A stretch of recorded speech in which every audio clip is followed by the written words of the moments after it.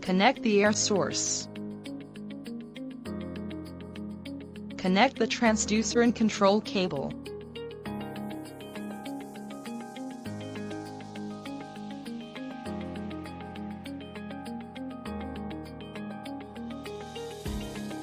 Connect the switch button cable.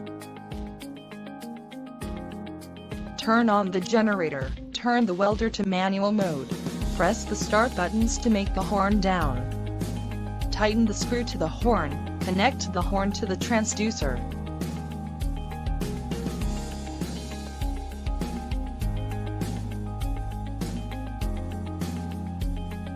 Tighten the connection with a hammer.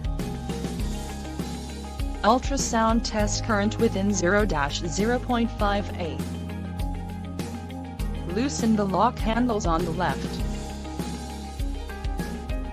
Swing the round handle on the right to adjust the upper horn position. Use a spirit level to check whether the welding horn is level. Adjust the left and right leveling screw to adjust the left and right levels of the horn.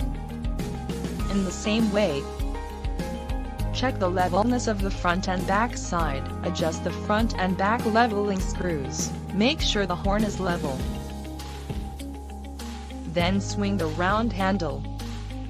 Gradually align the upper-lower horn. Put the plastic product into the lower horn. Then swing the round handle.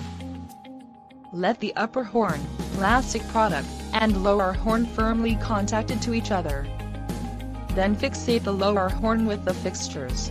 Tighten the screws with a hex wrench, to prevent the fixture from shifting.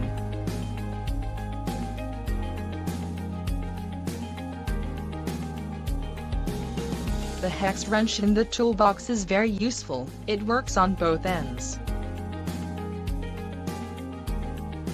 Tighten the lock handles on the left.